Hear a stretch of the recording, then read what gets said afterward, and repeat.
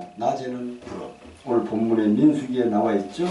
근데 이게 중요한 것은 40년 동안 일했다는 거야. 40년 동안. 가나안에 들어갔어요. 첫 열매를 먹을 때까지 만나를 줬는데 첫 열매를 심어가지고 그 열매를 먹으니까 만나가 그쳤더라. 할렐루야.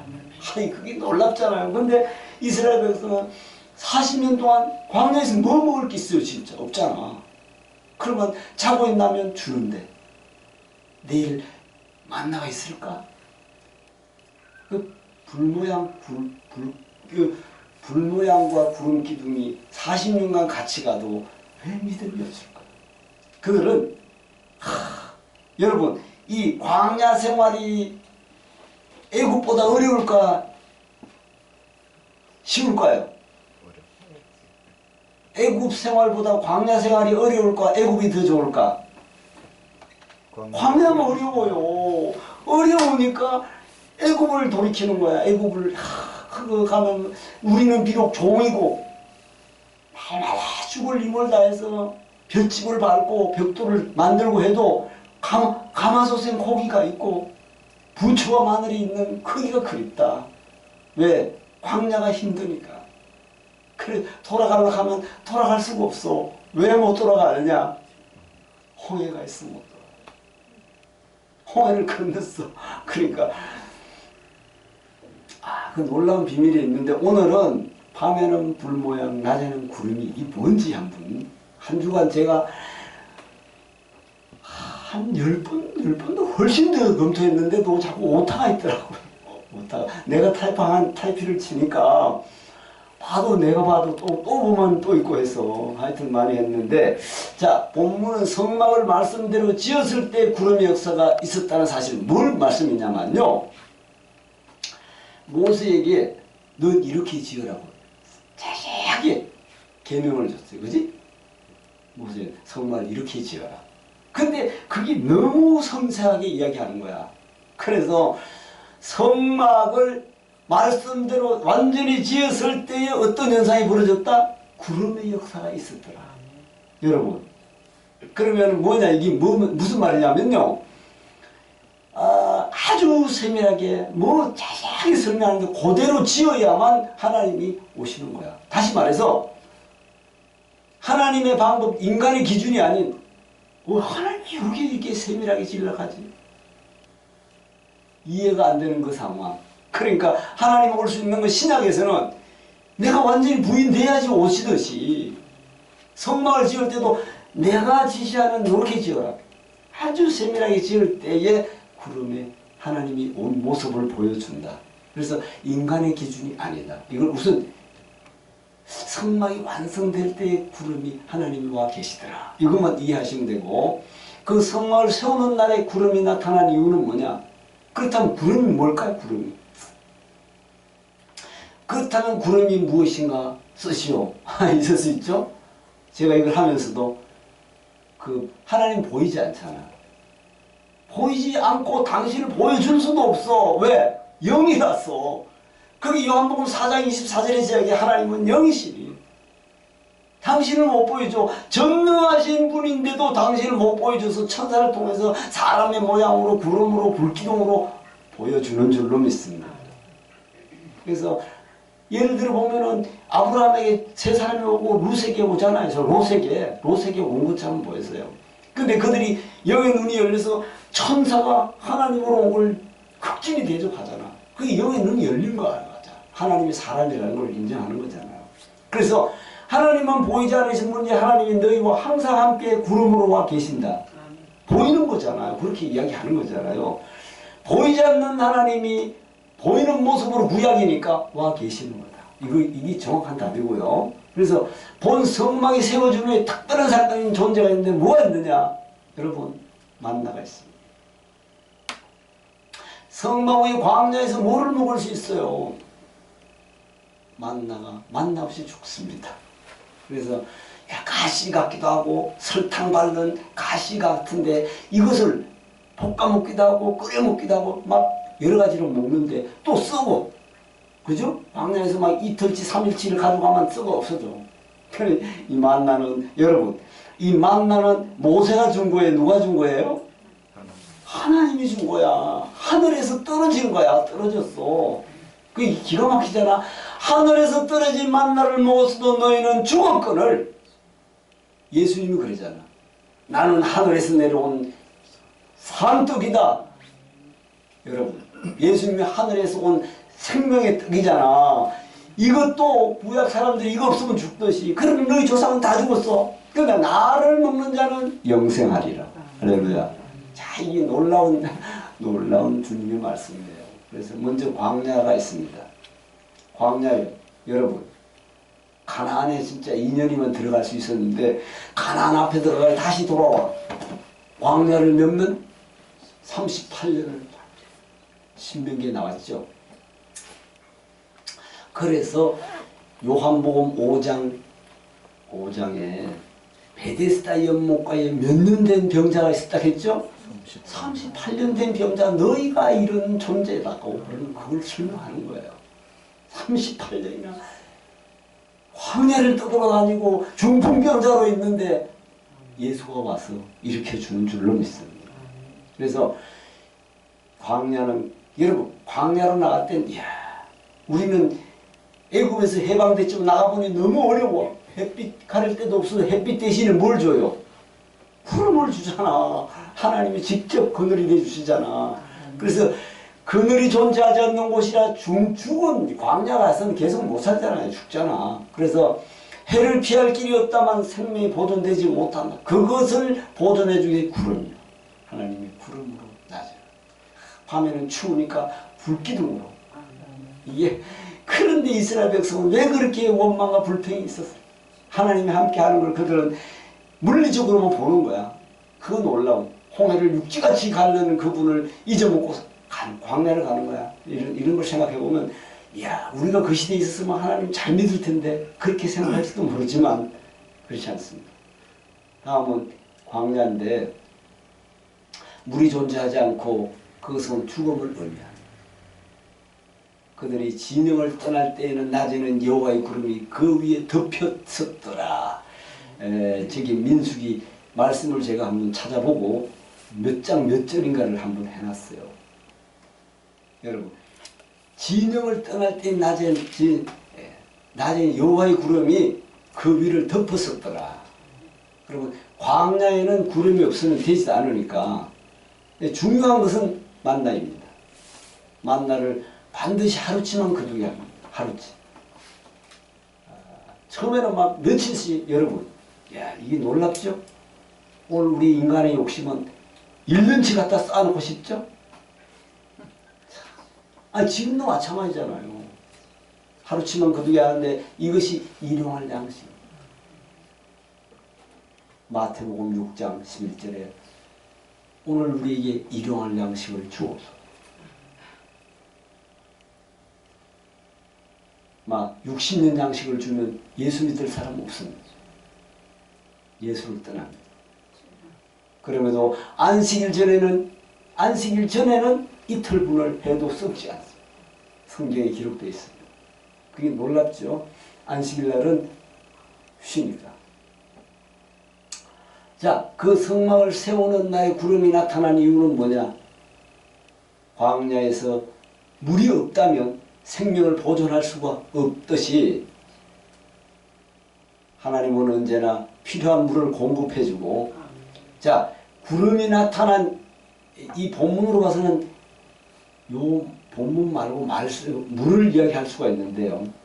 자, 광야에서 구름이 나타난 이유는 물론 햇빛을 가려주기 위해였는데 여기에 물을 우리가 이야기할 수 있어요. 하나님은 언제나 물을 공급해 주시는데 지금 광야에서 반석을 쳐서 모세가 물이 흘러야 흘러.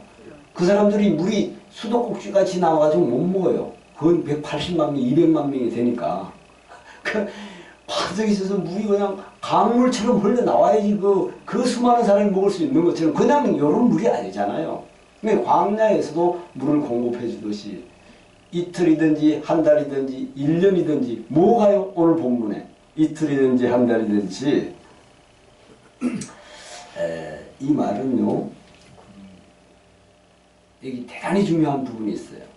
성막에서 구름이 떠오르면 하나님의 성막 위에 머무를 때면 진흙 위에 머물고 떠오르면 행진하였다.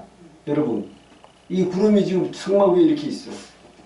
이게 언제 떠날지 알아요, 몰라? 이게 비밀이라니까.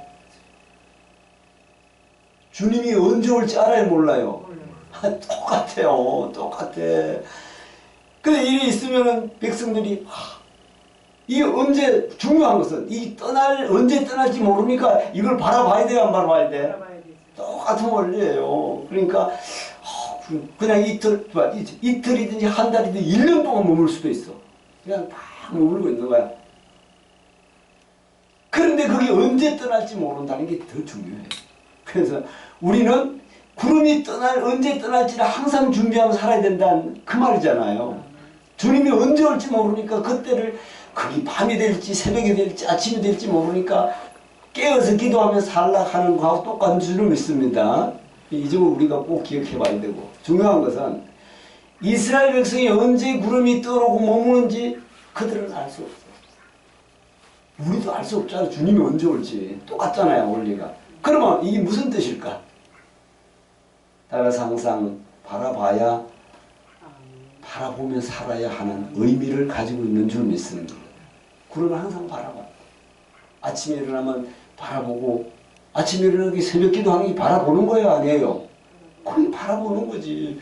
주님이 언제 오실지 기도할 때 오면 얼마나 좋아. 세상에 이때는 괜찮겠지, 한 번은 내가 실수해도 괜찮겠지 할 때 오신다니까. 그렇잖아요. 그래서 항상 바라봐야 돼. 이게 진리고, 더욱 중요한 것이 있는데, 광야에서 일용할 양식도 무조건 주시는데 그들의 마음만은 어떻게 한다? 여러분, 광야에서 무조건 주시는 거야. 그런데 하나님은 결코 마음을 건드릴 수가 있다 없다? 없다. 없는데 누구를 비유하면 알 수 있을까요? 유명한 사람, 성경에 마음을 못 건드린 사람 누구야? 누가 있을까? 야복강가에 야곱을 하나님 못 건드리잖아. 마음을 건드릴 수 있어요, 없어? 없어서 하나님은 어떻게 했지, 야곱을? 육체를 치는 거야. 하나님은 육체를 치신다. 정답이에요. 왜 치실까? 사랑하니까.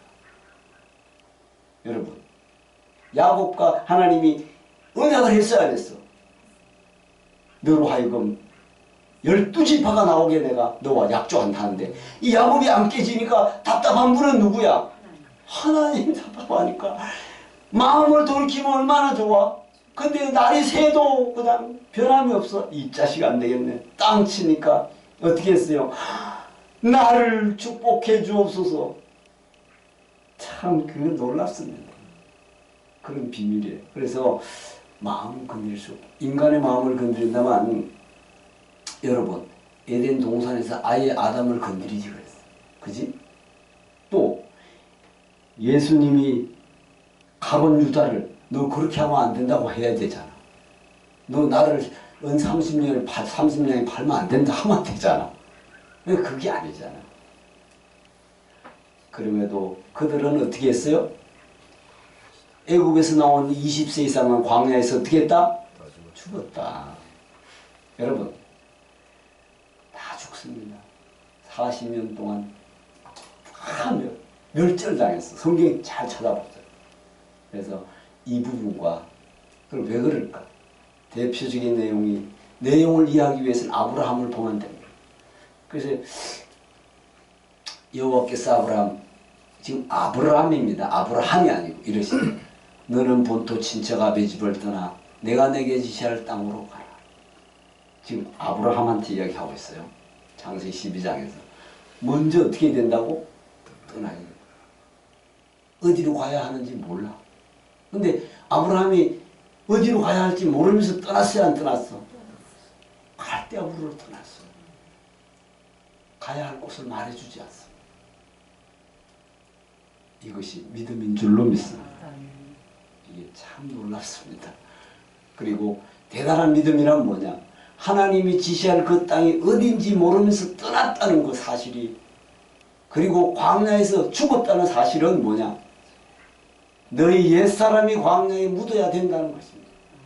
여러분, 신명기 3장 25절에 모세가 젖과 꿀이 흐르는 땅을 제가 들어가게 하옵소서 기도합니다.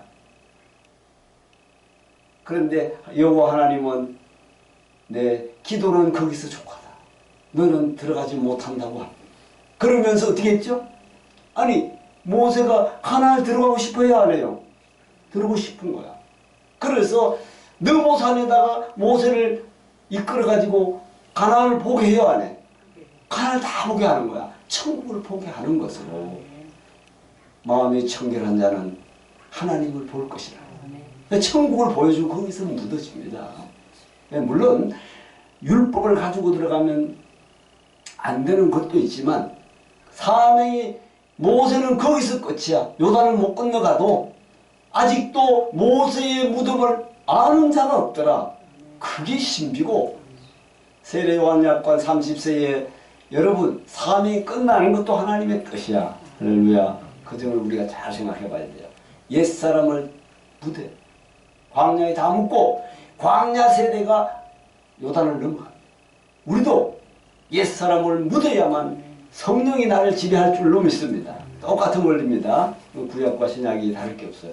예수님도 육신의 옛사람을 광야의 시험을 받고 묻었습니다. 광야의 시험에서 묻었어. 그러나 더 중요한 것이 있어. 주님은 그곳에서 어떻게 하셨다? 이기셨다. 진 사람은 누구지? 구약에? 아담은 졌어요. 그래, 첫째 아담은 졌는데 둘째 아담은 이긴 줄로 믿습니다.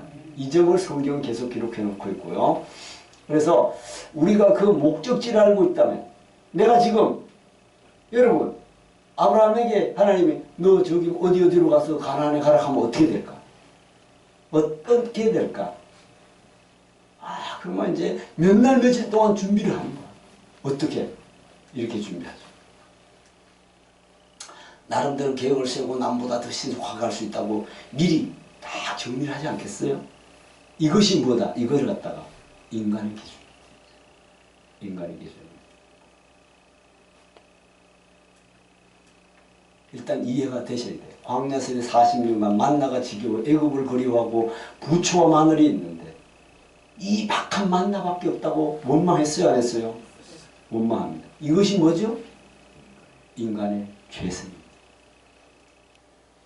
그래서 예수 믿다가 세상으로 돌아가는 사람, 하나님의 은혜는 체험했어도 돌아가요. 그래서 회기성의 원리라는 게 회기성. 히브리서 6장 4절로 6절에 한번 비침을 얻고 성령에 참여한 바 되고 하나님의 말씀과 내세의 능력을 맛보고 타락한 자는 다시금 회개케 할 수 없다. 여러분, 이는 제가 현저히 예수를 십자가에 다시 못 박는 자라고 써놨어요. 그러니까 그렇게 되면 다시 돌아 회개할 수 없다는 거야. 너무 놀랍잖아요. 하나님의 은혜를 체험하고도 돌아가는 세상에는 다시 못 돌아가. 거기 일곱 귀신 들린 거야 똑같습니다. 그런 인간의 한계는 이것이 죄성입니다. 그래서 우리는 어떻게 살아가야 된다. 오늘 내 은혜가 내게 족한 줄을 여러분 항상 감사하며 사는 삶이 성령이 함께하는 삶인 줄로 믿습니다. 그렇게 유명한 바울 사도에게도 사단의 가시를 줬어야 안 줬어? 육신의 사단의 가시를 줘가지고 그 고통을 하고 바울 사도가 다른 사람의 병은 다 고치면서 하나님은 바울은 가시를 줘가지고 죽음까지도 자기 가져가. 내게 사단의 가시를 준 것이 네가 자고할까봐. 그러니까 그 말씀을 듣고는 다시는 기도 안 했다 했어요. 3번 기도했다는 소식은 생명 걸고 기도해 보니까 네가 자고할까봐 그래. 네가 약할 그때에 곧 강함이라. 할렐루야. 이 비밀을 알아요. 내가 육신의 질고 때문에 내가 이렇게 그것 때문에 넌 예수와 함께 있는 거야. 할렐루야. 그러면서도 계속 기도하면 하나님은 믿음의 깊이만큼 치료의 은혜도 주실 줄로 믿습니다. 이게 진리입니다. 우리가 항상 생각해도 지난날 애굽에 있을 때에도 이보다는 덜 어려웠던 애굽, 조금 전에 말씀드렸잖아요. 애굽이었다. 이 광야는 너무 힘들다 해서 돌아가고 싶어. 이것이 인간의 한계라. 다시 말해서 베드로가 내가 주와 죽을지언정 나는 주를 부인하지 않겠다고 했던 것이 뭐냐? 실제 그 당시 말했을 때는 그런 마음이 있었어요, 없었어요? 있었는데 실제 예수님이 십자가에 붙잡혀가지고 가야바 법정에 빌라도 법정에 재판을 받을 때 보니까 인간으로 돌아가야 안 돌아가? 인간의 한계입니다. 정말 그때는 내가 죽겠습니다 했지만 환경이 그래 되니까 안 되더라. 이것이 인간의 한계인데 결국은 뭐가 한계를 초월하느냐? 성령을 받으니까 베드로는 죽음을 초월하더라. 할렐루야. 이거예요. 이거. 애굽에서 나온 세대는 다 광야에서 눕는다. 40년 동안 다 죽음으로 광야에서 죽었어. 드디어 가나안 앞에 있어요. 가나안 앞에 하나님을 믿는 자의 삶은 광야에서 지난 나라 옛사람, 옛사람이 다 광야에 묻어야 요단을 넘을 수 있다는 이 진리입니다. 그러나 여기에서 애굽 세대 20세 이상은 다 죽고 갈렙과 여호수아만 가나안에 들어가요. 지난날 정탐꾼 12명 중에 2명만 우리는 하나님, 여호와 하나님 함께 하시면 우리는 다 이길 수 있습니다. 이런 믿음의 있는 사람은 그 10명 광야에서 다 죽었습니다.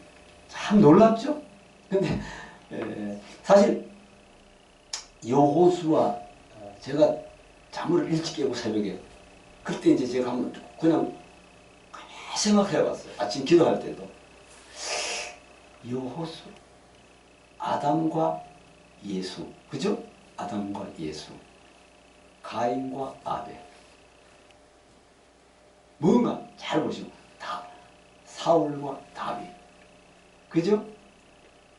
첫 끝이 어떻게 되는 걸 다 보면 사울과 세례 요한과 예수, 육적 예수와 부활 예수, 부활 예수와 성령 예수. 이런 이게 모세와 여호수아. 저 보세요. 여호수아가 사실 예수의 뜻입니다. 여호수아가 여호수아로만 들어갈 수 있어요. 가나안 천국을. 그런 비밀을 우리가 좀 깨달음하면서 길갈이 뭐냐? 여호와께서 여호수아에게 이르시되 내가 오늘날 애굽의 수치를 너희에게서 굴러가게 하였다 하셨으므로 그곳 이름을 오늘날까지 길갈이라 하느냐. 이 길갈의 뜻이 뭘까? 애굽의 수치, 애굽의 세상, 사단의 종에서 매여가지고 해방된 자체가 여러분 길갈에서 어떻게 해서 여호수아가 차돌로 다 할례를 했어야 해서 할례를 하고 나서 수치를 명쾌하셨다. 이 말을. 그러니까 애굽에서 종되었던 수치가 이제 떠나서 이 길갈에서 여러분 이게 이제 구약이니까 할례를 다 했어. 할례를 다 하고 수치를 굴러가게 했다. 수치가 이제 없어졌다 그 말이에요. 이 말은 그럼 길갈이라 하느니라. 이 길갈의 뜻이 뭘까? 자, 길갈의 이 말은 지금의 갈릴리를 말씀하고 있는데 가나안에 들어가는 것으로 애굽의 수치라고 표현하고 있습니다. 근데 뭐 갈릴리야 지역적인 갈릴리를 말하는 게 아니야. 예수님이 부활해서 성천하실 때 어디에 사람들아 했어요? 갈릴리 사람들아. 그럼 갈릴리 사람이 뭐야? 거기에는 갈릴리 사람이 왔어요? 여러 지역이 왔어? 수많은 지역의 사람이 왔는데 왜 갈릴리 사람이라 하느냐? 이게 길갈하고 같은 의미예요. 그러니까 구원받은 백성들아 이 말을 이제 요걸 조금은 이해하시면 되겠고 갈릴리 신명 결론 들어갑니다. 밤에는 불 모양 낮에는 구름이란 그 보이지 않으신 하나님이 너희와 함께 계신다는 뜻이다. 아시겠죠? 만약에 낮에는 구름 기둥 밤에는 불 기둥의 뜻이 뭡니까? 하실 때는 이런 답이 나와야죠. 하나님은 보이지 않지만 보이는 모습으로 너희와 항상 함께 있다는 사실을 기억하는 뜻입니다. 그리고 만나는 뭐냐? 반드시 하루치만 거두게 되는데 이것이 일용할 양식입니다. 마태복음 6장 11절에 주님이 가르쳐주신 기도에 오늘날 우리 일용할 양식을 주옵소서. 똑같습니다. 원리가. 그리고 광야의 물은 생명을 보존하도록 광야에서도 공급해 줬어요, 안 해줬어요? 해줬습니다. 그러니까 마태복음 6장 33절은 무엇보다도 무엇을 먹을까 마실까 입을까 염려하지 말고 오직 먼저 그의 나라와 의를 구하라. 이거하고 똑같습니다. 그래서 오늘 이것이 광야를 지나는 동안 하나님의 놀라운 섭리임을 우리는 분명히 이해할 수 있어야 될 줄로 믿습니다. 이것이 광야를 지나는 동안 하나님의 놀라운 섭리였다는 사실을 꼭 오늘 이 말씀을 가지고 이해하며 사는 저와 여러분 되시기를 바랍니다. 기도합니다. 우리